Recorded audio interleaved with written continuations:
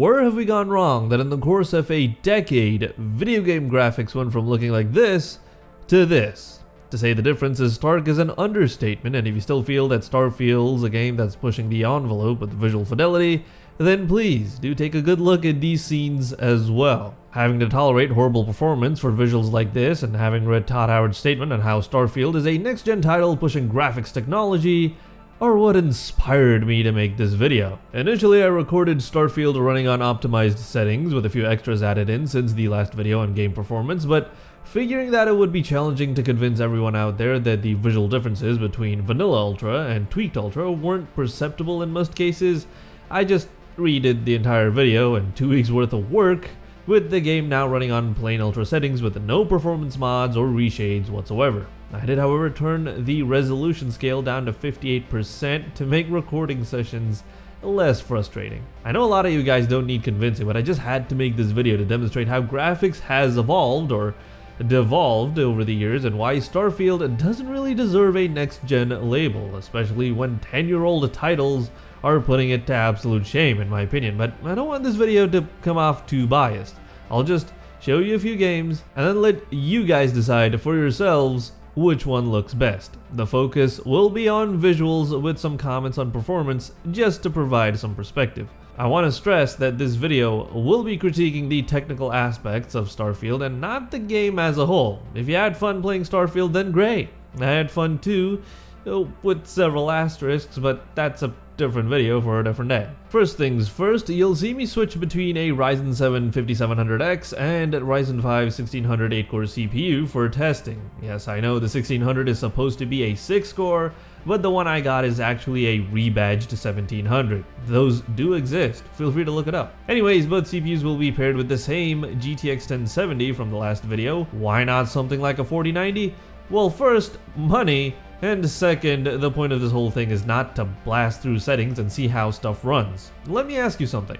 You ever wondered how games seem to be increasing in requirements over the years, but not looking all that impressive, sometimes even regressing in visual quality?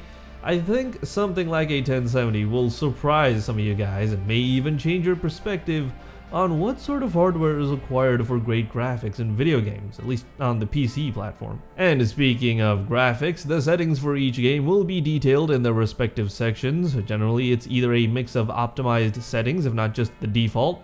There's also a performance loss of about 5 to 10% when using OBS to record, even with NVENC, as scene composition does put a slight load on the GPU, and if it's already pegged at 100%, there's nowhere else to pull processing power from to render the frames in OBS for output into a video file. I am really pushing this thing to the limit, but man, does 10 series still have legs. Oddly, this performance loss wasn't a thing when recording Starfield. I wonder why. Also, you might see some stuttering in some of the footage. A lot of it is just OBS really not liking variable frame rates. And finally, doing graphics comparisons between games is limited by nature. Like, you can't compare something like Dave the Diver to Death Stranding and say one has better graphics over the other. And you can't just point at Doom Eternal and expect a large open world RPG like Cyberpunk to perform just as well. Games are built different on different engines with different requirements. With that said, all the games I've chosen to showcase today are pretty much first-person focused, so it's somewhat comparable to Starfield, with Cyberpunk perhaps being the closest match. I do have Skyrim on my Steam account, but getting that to install and work with all the mods all over again was just too overwhelming, so it is what it is. Just remember that the focus will be on visuals, with performance as a side note. I'm also no super duper game expert here, so I might get some of the terminology wrong or end up explaining something terribly, which, in that case, please do correct me down in the comments. If anything, I'd love to learn more about this stuff, so let's just have some conversations. Shit, I ain't got it.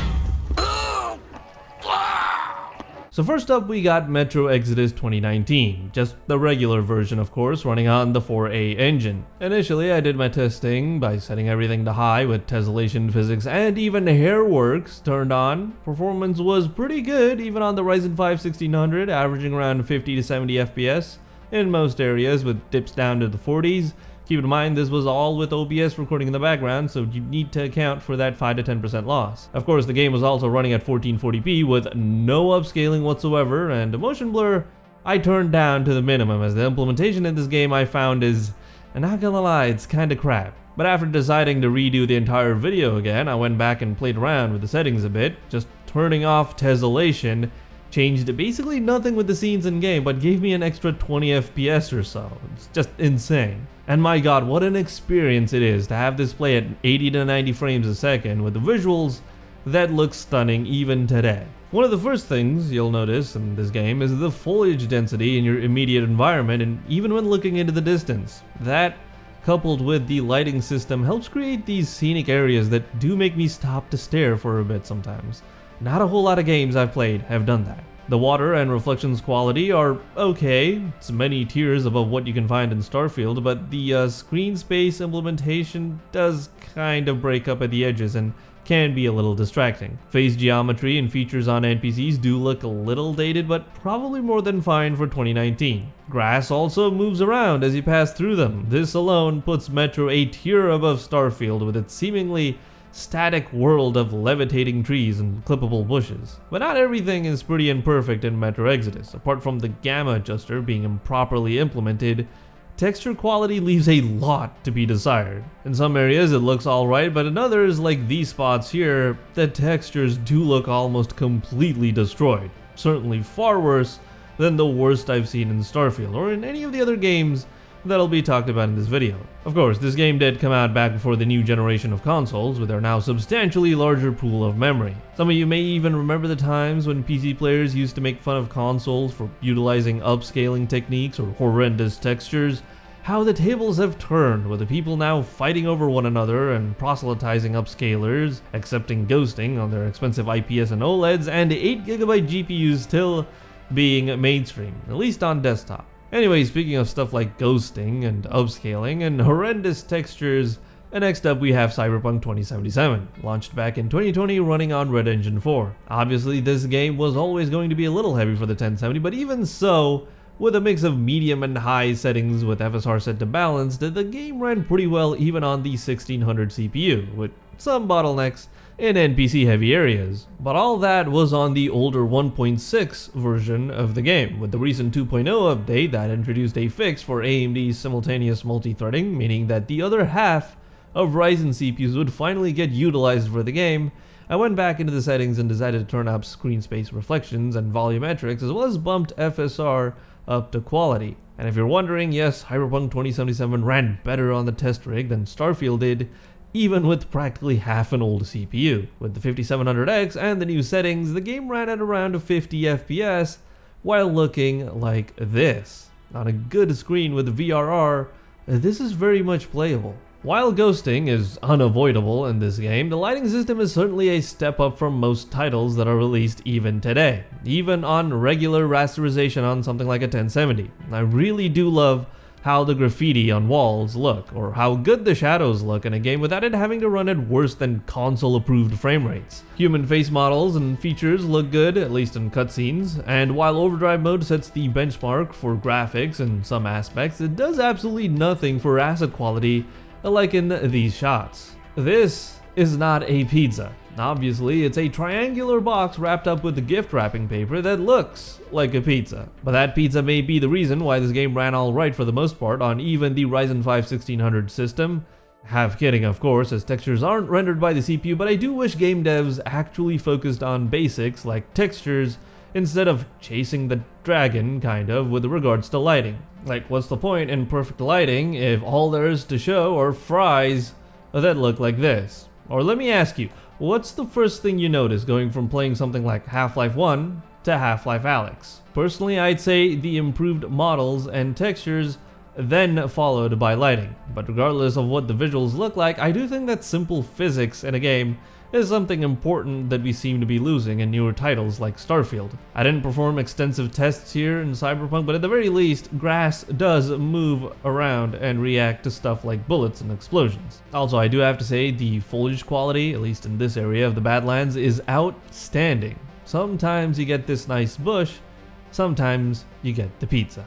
You may have also heard about lower than usual GPU power consumption in Starfield, which could indicate improper utilization, In my tests, Cyberpunk was probably doing a significantly better job at working the 1070 as power usage averaged around 140 to 160 watts, if I remember correctly. Back in Metro Exodus, the power even peaked at over 180 watts, which is about at the limits of what an overclocked 1070 would want. Even in a much older game like Serious Sam 3, I saw the power figures hit around 170 watts as well, and got terrific performance in return. This game was originally released back in 2011, whereas the Fusion launcher that was made available to all owners of previous Serious Sam titles was released in 2017. I believe it all runs on Serious Engine 3 or 3.5. This game is one of the few that I've played that actually runs great on DX12 mode. I was able to hit around 120 FPS in this area with settings on Ultra, with CPU speed set to medium when testing with the older R5 1600. And you might say,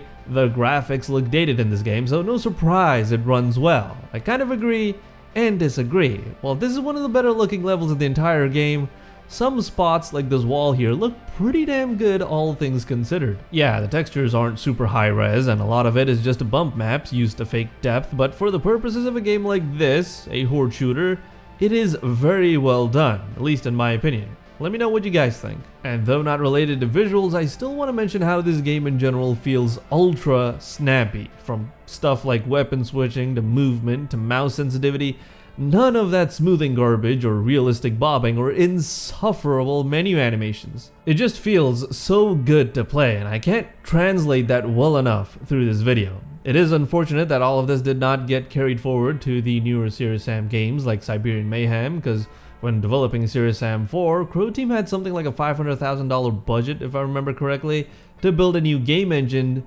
and the game itself. And even though Siberian Mayhem is a significant improvement over its predecessor running on the same Serious Engine 4, this thing is still incredibly single-threaded to the point of almost feeling broken. I mean, utilization on the 1070 would dip down to 40% a lot of the times when paired with the 1600, but even then, I was still getting more FPS than in Starfield. On the 5700X, the bottlenecks were pretty much eliminated, of course, but the visuals do still feel like a downgrade compared to the past games that ran on the older engine. People say that Starfield's performance and visual shortcomings are understandable, forgivable even, considering the game's massive scope and the challenges that come with it.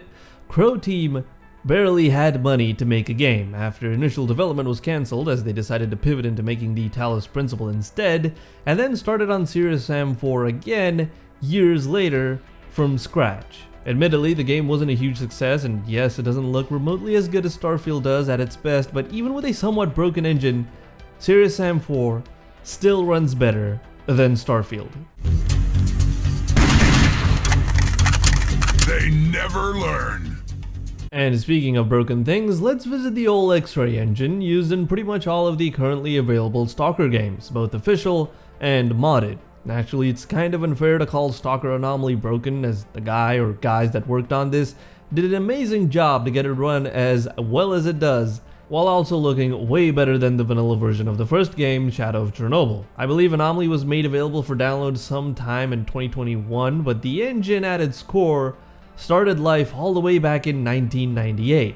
Obviously, it's had a bunch of stuff tacked on since then, like DX11 support, but I just want you guys to keep that fact at the back of your mind as we explore the zone here. This is one of the games where I didn't bother with the settings much, just had it set to run on default with the DX11 and turned off VSync, which seemed to help with stutters. I also switched from screen space directional occlusion, or SSDO, to horizon-based ambient occlusion, HBAO, basically the latter being more accurate but also more performance heavy. And then everything else I left as is because the CPU would almost always be the limiting factor here. In fact, even though I saw a near tripling of frame rates going from the 1600 to the 5700X, some parts of the game were still wanting for a faster processor. In terms of visuals, well, I understand that you guys probably find this thing looking uglier than Starfield on low settings. Maybe. There's just something about this dead, flat look to the game that I've actually fallen in love with. The pre-baked shadows are all fake, yeah, but there's consistency in the way things are lit and presented that even through the very dated-looking foliage, I always find myself immersed in this universe of mutants and Slavjank.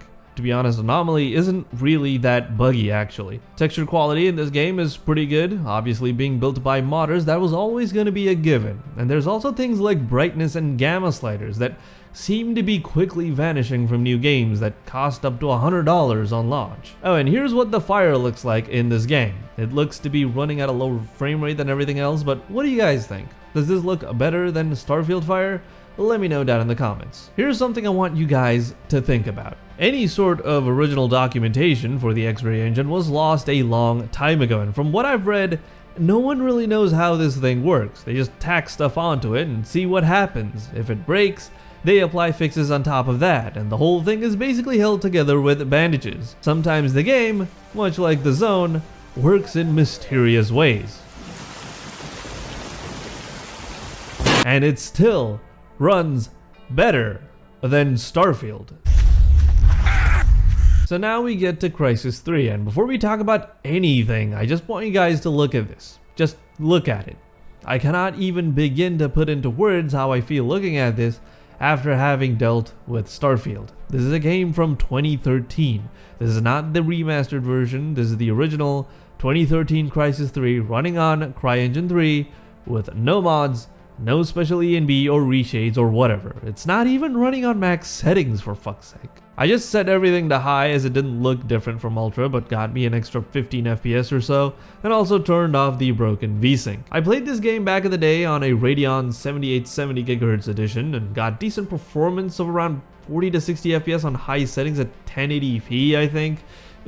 It's a long time ago. But when I first saw this scene, it got me excited for the future of graphics in video games, for what was to come, as I thought full image quality was finally solved, if that makes sense. Because prior to this game, grass is something that would tank your frame rate significantly if you turned it up, and it still does in newer games, which is just stupid, because in Crysis 3, it's as if this engine doesn't care. You want grass? Sure. Everything is now grass. The dev and level designers for this game back in the day just did not shy away from trees and bushes. The environment is lush, and yet performance, well, you can see for yourself. And surprise, surprise, the grass also has physics. It dances to explosions, enemy movements, bullets whizzing by, something that absolutely does not happen in Starfield. I tried. The trees and even Serious Sam move around, for God's sake. And yeah, sure, you can pick up objects in Starfield and move them around, so there's definitely some game physics there, right?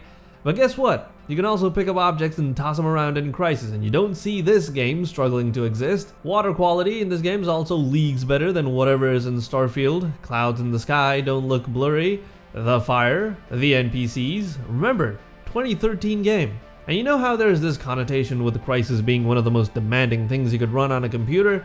That really only applies to the first title, as Crysis 2 and 3 were kind of nerfed so they could run on more systems, the consoles especially. It ran fine on a Radeon 7870 and on the Ryzen 5 1600 plus 1070, with the 5700X able to push past the 100 FPS barrier in some areas. Power consumption was also around 160 to 170 watts, indicating proper GPU usage, and playing through this game again, man, it just goes to show that something like the GTX 1070 is still capable of delivering beautiful visuals with high frame rates. I wouldn't mind it if we actually went back to this level of graphics, bumped up the textures, and just focused on stuff like game mechanics, physics, and AI. Maybe I'm just a super biased here. If you think I'm completely wrong, please, again, let me know. Finally, I want to mention Death Stranding, even though I kinda ran out of disk space here and only have screenshots to show. I can't recall the tech that was used for terrain generation in this game. I believe it wasn't just typical photogrammetry, but something a little more advanced than that, something kinda like Unreal Engine's Nanite, but don't quote me on any of this, I just couldn't find the details in time. Anyways, this game, even with the lack of grass shadows, looks absolutely incredible. The rocks, pebbles, cliff faces, hills, and mountains, they all look unbelievably natural. All of this played absolutely fine on the 1070, around 50 to 70 FPS on maxed out settings, 1440p, no upscaling of course. It did dip down into the high 30s during intense scenes with heavy rain, if I remember correctly, 2 or 3 times throughout the entire game. But yeah, rocks and mountains were never going to look low poly and fake anymore. That part of video game graphics was also solved, I thought. Shame on me. Now we go back to Starfield. For the past few days, I've gotten so sick of having to deal with 30 FPS that I switched to playing with the CAS upscaling plus dynamic res and just pretended it's another day I forgot my glasses at home. You do get around 4 to 5 extra FPS, which can really help with some terribly heavy areas like Aquila City, but for this video, I redid all the recordings running just vanilla ultra and switched back to FSR for better image quality. So, the visuals in this game, if you can look past the puke filter, are really a mixed bag. Like lighting, for example, looks good in a lot of areas, but also bad in others. Texture quality looks incredible for the items in your inventory and NPC clothing, but looks terrible for general objects like trees and rocks and terrain. Check out this area in the Jemison Outdoors. The LOD obviously isn't some insane amount like it was in Fallout 76, and yet the game feels like it's about to crumble under the weight of its own spaghetti code. Some of the best performing areas in the game are often indoors, but even then, 60 FPS is a luxury for the 1070 system, despite the subpar visuals.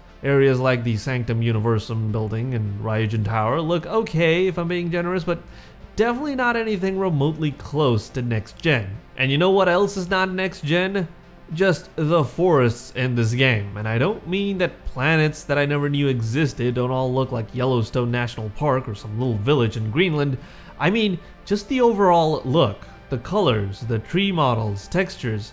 If you hid the UI here in this section and told me this is a footage of some place in Skyrim, I wouldn't doubt you. What do you guys think of this and the fire in this game that looks downright awful? I do want to go back to the fire again because there is no amount of copium that could justify fire that looks like this. Deep Rock Galactic probably has better looking fire. Like, did they just grab this from somewhere and upscale it and call it a day? I don't know. But hey, subpar graphics, if at least consistent and makes the game very performant, are okay by me. Unfortunately, that is not the case with Starfield. I don't think there's much left to say for the performance side of things. All of these wonderful visuals require me to run at 1500 by 800 internal resolution, which is very much sub 1080p and closer to 720p actually. Whereas all the other games I've shown you today, apart from Cyberpunk, ran without any upscaling. I get that Starfield does have neat things going for it, like individually modeled objects that are definitely a major step up from just bump maps and make the ship interiors look awesome. But you can't just compare this game with the previous Bethesda titles like 76, or the Elder Scrolls V Skyrim, see that it looks clearly better, and say that out loud. Why not compare it with other games in its genre during the same time period, like put it right up against Cyberpunk? I mean, even if Starfield ran at 100 to 200 frames per second at native 1440p or 4K or whatever, I'd still take issue with the statement that this is next-gen graphics. Next-gen for the creation engine, maybe? I'd still have to take a look at modded Skyrim again before making that call. Something tells me that it's not going to be an easy win for Starfield. Well, rant over for now. I just want to say that my intention with this video is not for you to go grab digital pitchforks and attack Bethesda. I just hope people don't forget the advancements that have been made in video game graphics and start calling stuff like Starfield next gen, especially when it's performing as terribly as it is right now. Seriously guys, let me know which game looked the best to you. It doesn't even have to be any of the stuff that I talked about in this video. Like if you think one of the old Battlefield games, for example, looked best, then sure, go ahead and put it down in the comments. Otherwise, I'm not really sure what else there is to say. Maybe no one really cares about graphics and performance as much, as perhaps evidenced by the glowing reviews, even from sources I follow and trust, as well as the rating and player count on Steam. Though, to be honest, the player count is kind of embarrassing, ? I really thought this was going to be a record breaker like Cyberpunk was, at least better than what Baldur's Gate managed. Well, I'm glad I didn't make any bets with the Discord boys that love playing that game, cause man, Starfield at its best still couldn't top BG3 weeks after launch. But anyways, if you actually watched up to this point, I cannot thank you enough. There's no need to subscribe. A simple like would actually help out more, and if you'd like to toss me a couple of dollars for making this piece of entertainment, consider tipping me on Ko-Fi or Ko-Fi. Thanks so much for watching guys, have a great day.